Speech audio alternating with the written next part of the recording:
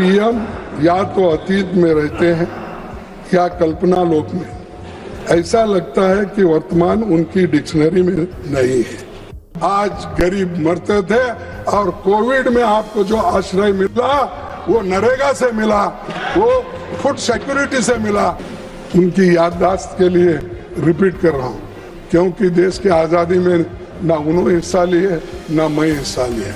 या उन्होंने रात में जो भी पढ़ा सुबह बोला होगा, भूल गए होंगे, या उनके जो भी एडवाइजर है लिखे दिए होंगे, बोले होंगे। तो हमारे गलतियां हम दुरुस्त कर लेना चाहिए, चाहे मोदी जी हो, चाहे नड्डा जी हो, चाहे मैं।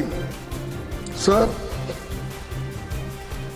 मोदी साहब का तो 1 घंटा 50 मिनट भाषण हो गया, हमारे फाइनेंस मिनिस्टर का 1 घंटा 10 मिनट हो गया, तो 15 घंटों से बात करने की भी उनका से, क्योंकि बजट और जब पेश करते हैं उस वक्त भी बोलते हैं, तो नेचुरली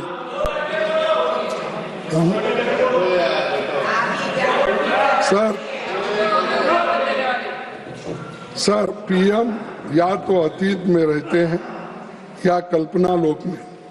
ऐसा लगता है कि वर्तमान उनकी डिक्शनरी में नहीं है।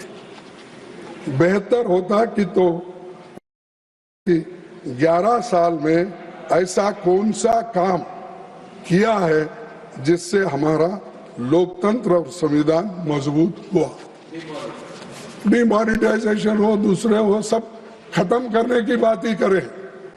गरीबों को आर्थिक दृष्टि से कुचले, उनको पाठ पढ़ा रहे कि आर्थिक मजबूती हमने की। अगर सोशलिज्म की बात करते उसको भी ठीक। मैडम, अगर सभापति जी, अगर सोशलिज्म ये जो है लैंड रिफॉर्म्स नहीं आता, बैंक नेशनलाइजेशन नहीं होता, फूड सिक्योरिटी एक्ट नहीं आता, नरेगा नहीं आता, तो आज गरीब मरते थे और कोविड में आपको जो आश्रय मिला वो नरेगा से मिला, वो फूड सिक्योरिटी से मिला, और कंपल्सरी एजुकेशन एक्ट के तहत जो बच्चों को ये है काम। ये नहीं बात में किस भाषा पे भी ठोको, भाषण हो, लेकिन उसका परिणाम क्या है? कुछ नहीं। और ये बात हमेशा वो करते हैं, तो जिससे हमारा लोकतंत्र मजबूत हुआ है। और प्रधानमंत्री जी के एक बार फिर देश के गुमराह करने की कोशिश की और कहा ये जरा सुनिए साहब, 1947 से 1952 के बीच में कोई इलेक्टेड सरकार नहीं थी और वो गैर कानूनी संशोधन ला रहे थे। ये मोदी साहब का कहना है। तो मोदी साहब के लिए मैं उनकी याददाश्त के लिए रिपीट कर रहा हूँ, क्योंकि देश की आज़ादी में ना उन्होंने हिस्सा लिए ना मैं हिस्सा लिया। नेहरू जी लिए और महात्मा गांधी जी लिए, सरदार पटेल लिए, जो किया काम करने का हमको कोई अधिकार नहीं। और दूसरा, उन्होंने नेहरू जी, पटेल जी, बाबा साहब खुद अपने श्याम प्रसाद मुखर्जी की क्रेडिबिलिटी पर हमला हुआ। वो हमला बोले क्योंकि ऐसे लोगों के बात कर रहे थे जिनको उन्होंने कभी सुना नहीं, कभी देखा नहीं, उनके साथ कभी लड़े नहीं। तो नेहरू जी के खिलाफ आप इतना बह गए कि आपने संविधान सभा, अंतरिम सरकार और अंतरिम संसद सब पर सवाल खड़ा कर दिया। और इसमें सभी में श्याम प्रसाद मुखर्जी भी थे।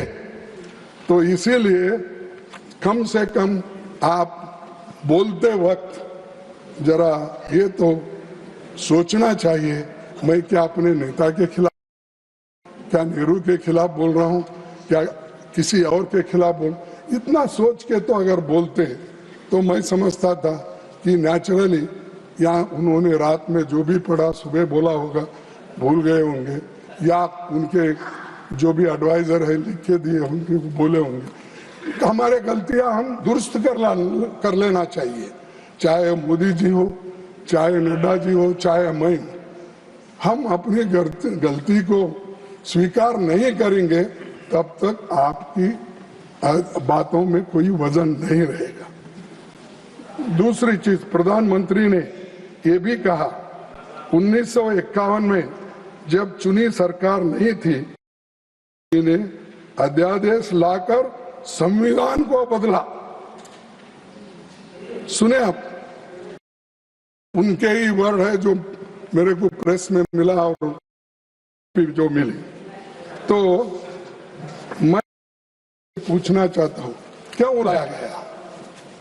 प्रधानमंत्री जी शायद भूल गए कि संविधान का प्रोविजनल पार्लियामेंट ने किया था। प्रोविजनल पार्लियामेंट ने किया था। संविधान सभा के ही सदस्य थे, इंक्लूडिंग हमारे श्यामा प्रसाद मुखर्जी। तो ये संशोधन इसलिए हुआ था ताकि पिछड़ी जातियों को आरक्षण दिया जाए और जमींदारी अबोलिशन हो सके। मैं सदन को बताना चाहता हूं कि उस दौरान state of Madras versus Champakam Dorairajan मामले में मद्रास स्टेट के रिजर्वेशन के फैसले को सुप्रीम कोर्ट ने खारिज कर दिया था। तो आप बोल रहे ये रिजर्वेशन निकाल दे, SC ST का निजाम। अरे बाबा, उन्होंने गया सुप्रीम कोर्ट ने इसको इस रिजर्वेशन को खत्म करने की फैसला दी, तब ये जो अपना आर्टिकल 15(4) ये आ गया, 15(4) आ गया, उस वक्त आ गया। तो आप वो नेहरू जी के ऊपर ब्लेम रहा। नेहरू जी ने ऐसा, अरे ये तो डॉक्टर बाबा साहब अम्बेडकर का सजेशन था, वल्लभ भाई पटेल का सजेशन था। उन्होंने ये कहा ये जो लैंड रिफॉर्म्स का है और उसके बाद 9th शेड्यूल इसको बाद में जोड़ा गया, और ये मंशा थी SC ST OBC और एम्प्लॉयमेंट और एजुकेशन के आरक्षण मिल सके। तो इसीलिए उनका एक तीसरा पक्ष दुष्प्रचार रोकना भी था। सरदार पटेल 3 जुलाई 1950 को इस बारे में पंडित नेहरू को विस्तार से पत्र लिखकर संविधान संशोधन की ही समस्या का हल बताया। और एक बात बोलो, नहीं, क्योंकि ये आवाज प्राइम मिनिस्टर तक जाना भी, तो इसीलिए सरदार पटेल जी ने 3 जुलाई 1950 को इस बार को विस्तार से पत्र लिखकर संविधान संशोधन को ही समस्या का हल बताया। Amendment is the only remedy. This is suggested by Sardar Patel. And उनका भी अपमान कर रहे, उसको ऑथेंटिकेट करके रखेंगे। हाँ, सरदार पटेल ने अपने पत्र में कहा था,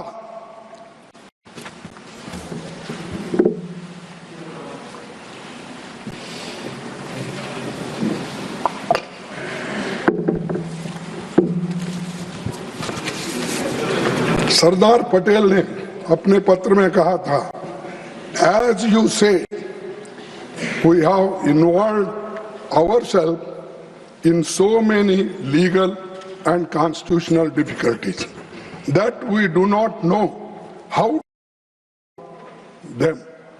My own feeling is that very soon we shall have to sit down and consider constitutional amendment. ने कहा सरदार वल्लभ भाई पटेल, और उनको भी आप इंसल्ट कर रहे हैं। पंडित जवाहरलाल नेहरू के नाम से सभी को इंसल्ट कर रहे हैं।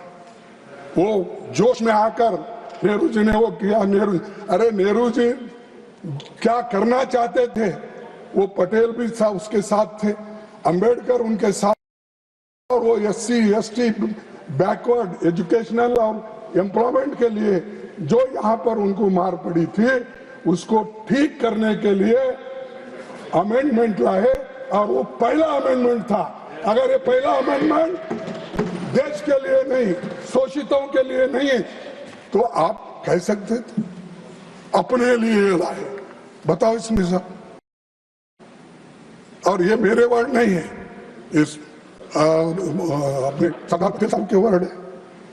सभापति जी इसलिए मुख्यमंत्रियों को नेहरू जी ने पत्र लिखा था, जिसका जिक्र मोदी जी ने अपने भाषण में तथ्यों को तोड़ मरोड़ कर नेहरू जी को बदनाम करने के लिए किया, जिसके लिए उनको देश से माफी मांगना चाहिए। ये मेरा डिमांड है। जो सत्य को अगर देश के सामने और बदनाम करने की कोशिश करते हैं, इसीलिए उनको इस सदन में, उस सदन में मांगना चाहिए और देश के जनता से माफी। चीजें आप पढ़े तो मिलते हैं, आप इसमें डिबेट में मिलते हैं, लेकिन फिर भी आप गुमराह करते हो लोगों पर। खुद बाबा साहब ने सदन में इसे डिफेंड किया था।